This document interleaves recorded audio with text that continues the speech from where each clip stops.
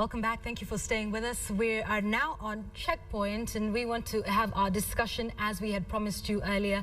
Now, yesterday you did see that story we ran about the members of National Assembly who mentioned the fact that TNA had officially asked the president to not attend the Hague hearings come November the 12th.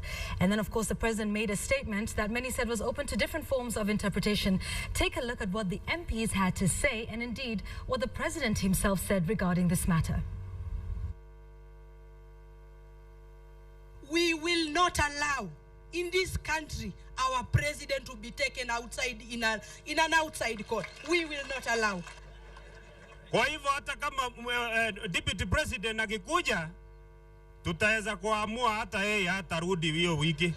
Sisi wenyewe tunasimama airport, hata kama wewe mwenyewe ukitaka, we don't allow you to go because of sovereignty. Mambo haya ambayo mnasikia ya huko mimi sitaki kuyataja. Hawa viongozi anyway tuko hapo hiyo line hiyo. All right, interesting there. And let's just get that perspective. Professor Kisiangani, what do you make of that statement by the president? Will he go, will he not go? He's saying he will not go. I think he has let the cat out of the bag. He says he will not go.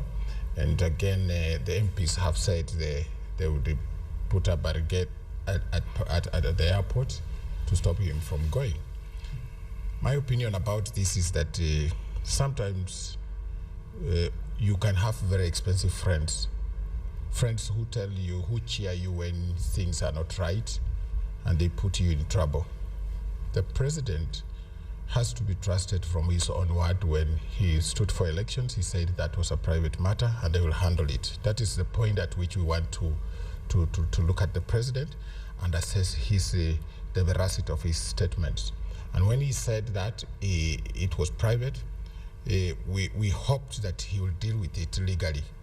But the way the matter is graduating now, it's going to levels where now it has turned political. There is an attempt to mobilize the entire African continent to enter into this matter.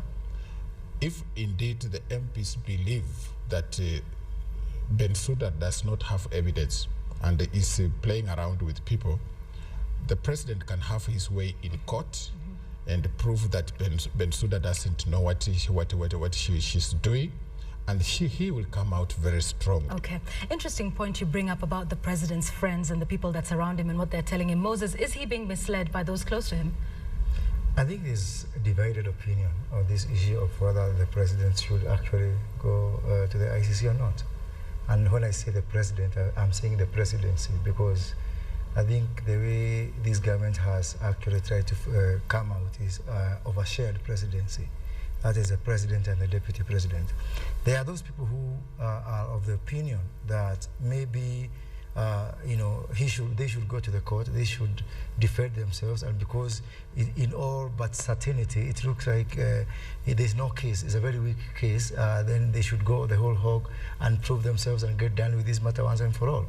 There are those people who also say that that the whole sovereignty and the whole nationhood of Kenya is on trial there, that the whole thing actually, what they're saying is that the deputy president for the last 1 month or so has been serving a sentence right there, being humiliated, having to sit through and listen to witnesses who don't even know their names. So out of all those schools of out of those two, I cannot yes. give you my personal opinion, yes. is that I'm with the latter. I am one of those people who, having watched what's happening there, I think is a waste of time and space and our sovereignty to have the president or the deputy president sitting in there. And by the way, I've studied over the last few weeks what happened in Arusha during the ICTR, the Rwandan trials. And the way the trial of the deputy president is going is you can see generally there's overgeneralization of the whole thing. And because there's one fact that is not disputable, that is crimes were committed in Kenya. the theory that was advanced in Arusha is that as long as we don't have a dispute that crimes were committed, you can pick on Yvonne Okwara or anybody and say they are, they are to blame. Moses, if that be the case, as you say, that there's a lot of generalization and that the case is weak, why not go with the first option that you'd mentioned of just going the whole hog of the case and perhaps using it as an example to the ICC? That would be logical, and that's what I'm saying about you compare with other cases like Arusha, even some cases that have gone through the ICC, that all they want is somebody to convict. Yeah, that once we agree that there's no doubt that crimes were committed, they can pick on anybody and convict anybody. These are let me finish. These are wide allegations. This court is actually a jungle court. It is a wild court. So Moses, the only warden of that court, of that jungle, is NGOs, and the only people, those people who listen to is NGOs. All right. So Moses, just to cap that, he shouldn't attend. He shouldn't belong to an NGO. Okay. And this is please, you are an intelligent person. I hoped so. How can you make such a wide remarks about NGOs? You talk like a politician on the marketplace. We are discussing serious matters. They have legal implications in this country. We are not talking about forget about what the politicians are saying. We have a duty to inform the country, and when we do that from the point of knowledge. We have a constitution. Who invited the ICC here? You know. Nobody. And we've discussed this before. Okay, all right. Let's bring in Professor Naituli for just a moment. Give us your thoughts. Let me say this, that the politicians, when they are telling Uhuru not to go, they really don't like him. They are not his friends. Yeah. They know too well that Uhuru doesn't go to the Hague, warrants will issue. Our president will be an international fugitive. Africa will do nothing. What have they done for Zimbabwe?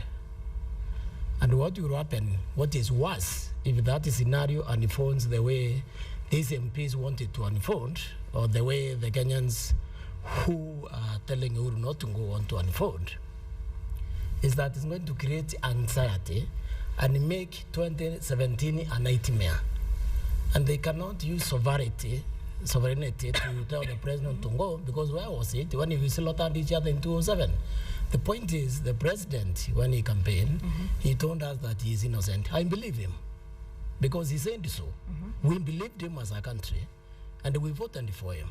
What we are saying is that he needs to go there and declare his name. He's not the first person to be accused. Right. Clinton was accused in the United States. He was tried by the Senate. He was acquitted. He was still the president. So Uhuru is a very humble man, the way I see him.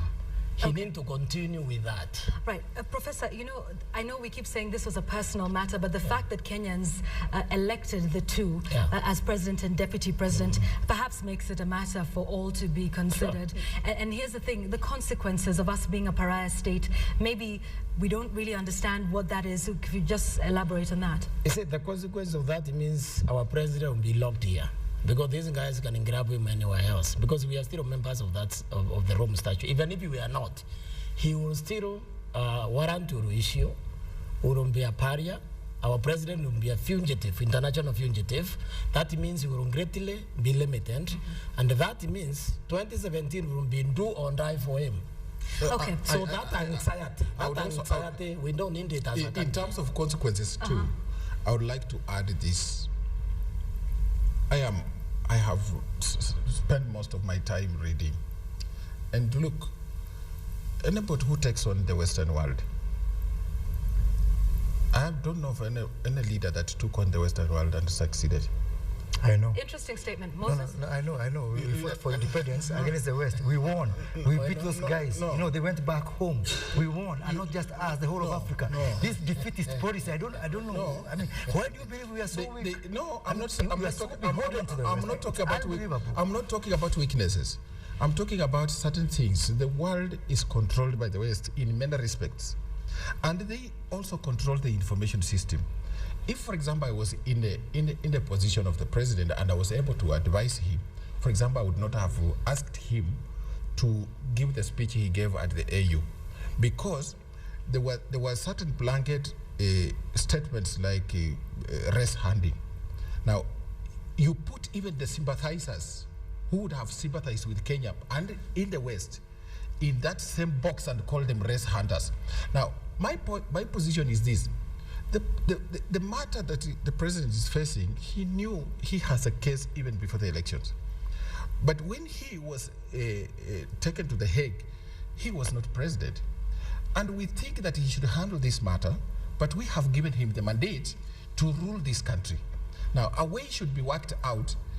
Anybody who loves the president should tell him, look, Mr. President, you have this case. People are saying you are a murderer. People are saying you are a killer. We think you are not. That's why there is a difference between the prosecutor and the court. Okay, let's understand this. Here's the thing. The ICC always struggles to have a maintenance between, or a balance between, justice and stability and peace in the countries. Will there ever be a right time to try these two individuals when the country will not be polarized on this issue, Moses? Can I say something without the fear of equivocation? That ICC is a political court. It was created through political instruments. The Rome Statute was a political process. Some countries opted to support that process. Other countries like India, like America, like China, actually 75% of the world is not in the ICC. ICC is a political creature, and it's going to... Let me make a correction to him. The reason why the ICC was created, what he's calling political is a sideshow. The point is that in the mid-90s, we lost 1 million people in Rwanda. The world had no mechanism to deal with that, and it just watched. France was accused of watching. Now, on that basis, they said, if there is going to be another genocide, what will we do? We say we create a court which is of last resort, but we strengthen the local institutions. We need to look at this thing in a very sober manner, in my opinion. And I'm saying sobriety is required because those who were here in 2007, you know that this country actually almost went to the dogs. There was no police force. In fact, the only institution which was left as a national institution was the Kenya Army. The police are disintegrated. Now, I have to say that there was a lot of peace in the last election, and I have to accredit that to the presence of the ICC. Yes. So to me, we need to be very sober here. The point is, it's very humiliating. I agree for the country and everybody to have your president sitting there, being tried in foreign lands. Yes. But there's the price that we may have to pay to maintain this country through 2017. Moses? Because that's where I see the... You know, I go back to the issue of that there's no dispute that crimes were committed in this country. And, you know, from what Professor is saying is like, you know, the forest has been burnt down by a mongoose. Now, taking a rabbit and beating it up and asking it to confess it's a mongoose is not going to help us. And that's what exactly is happening within the ICC. That we know very well that crimes were committed. You just pick anybody, alphabetical or otherwise, and say it is Mr. Kenyatta, it is Mr. Ruto, it is Mr. Sang, and say those are the very people who are going to call it. Because that is exactly what's happening. Precisely, that's exactly what happens in this. That is precisely the point that I would like to ask my friend Kuria to understand. You have to separate the ICC judges from the prosecutor. Yeah. Because I have an answer for that. No, wait. Be patient. The prosecutor is going to make her prayers to the judges. Some of the prayers she has made in the past have been overruled by the judges.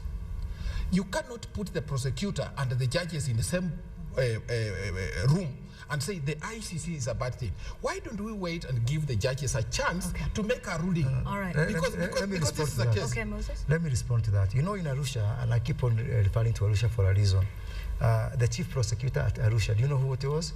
It was Osuji, who is now the presiding judge. Do you know who was his deputy? It is Bensouda.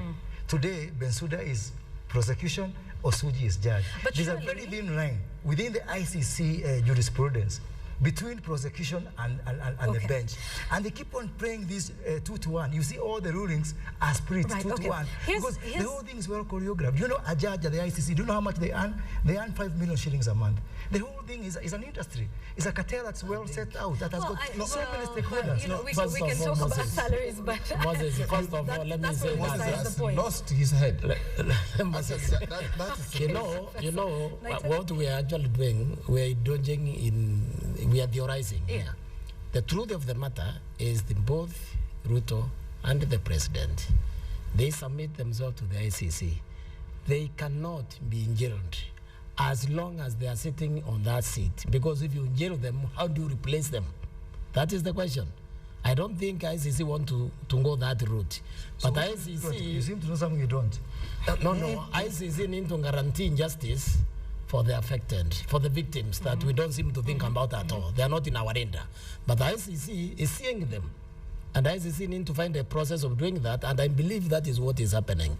None of these people, as long as they sit there, can be jailed because of the problem of replacing them. I want to contribute to that point because it is critical for our viewers. The fear of the president, deputy president, is not that ICC can say you are now convicted and you should be jailed, because they can still refuse to go. The fear of the president, the deputy, is in the constitution. If they have violated international law and it is accommodated in our constitution, then that is the basis of impeachment, which you see in our constitution, and they are not exempt from impeachment. Anybody can go to parliament and move an impeachment motion on that basis. So that is where they are fearing. So it's not about whether they can be jailed or not. If any pronouncement comes from The Hague, that ends their presidency. Okay, all right. I'd just like to ask you one thing, Moses. Do you think the court will ever be fair? Because you talk a lot about it being a political process and the fact that this will never be a fair process. And now we know the UN Security Council will be discussing the deferral request that has been made, even if it is deferred by a year, or even if we give the two time to rule for the next 10 or 20 years, as we say.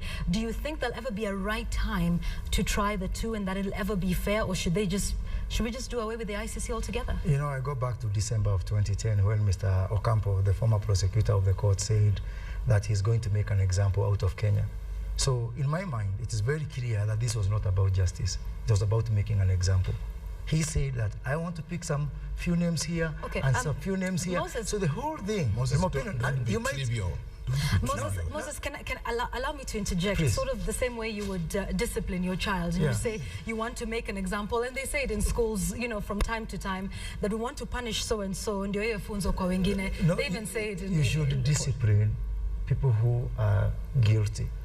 You should discipline people out of an investigation process that is credible. How do we determine guilt? No, stop heckling, Professor. No, you should not discipline people on the basis of investigation that were outsourced to NGOs. It's very clear that in the Kenyan cases, the investigations were outsourced to NGOs. The process was a stillbirth from the beginning. So back to my question, Moses, do you think it'll ever be fair? How can you plant potatoes and harvest maize? It is not possible. So it'll never be fair? It will never be fair. And by the way, they just want to say, you know, we just want some convictions from Kenya, one way or the other. By the way, let me say this without fear, that, you know, Kenya, we are first in many things. In athletics, we are first. You know, M-Pesa is World Acclaims #1, but you're not going to be the first country whose president sits in a dock on a foreign country. All right. Professor, they've said in that clip that we watched just at the start of this discussion that even now that the deputy president is in the country, that they may ask him not to return. Consequences of that? I think there are, because the warrant will issue. You see, this is a court. That is a court, just like our courts here. You absent yourself without the cause of authority, the court will try to enforce its own authority. Now, Moses is right on only one thing. The ICC made the mistake when it took 3 PNU and 3 ODM. It looked like they were balancing. They also made the mistake when they failed to indict the two principals, President Kibaki then and Raila Odinga, because these were the people in front.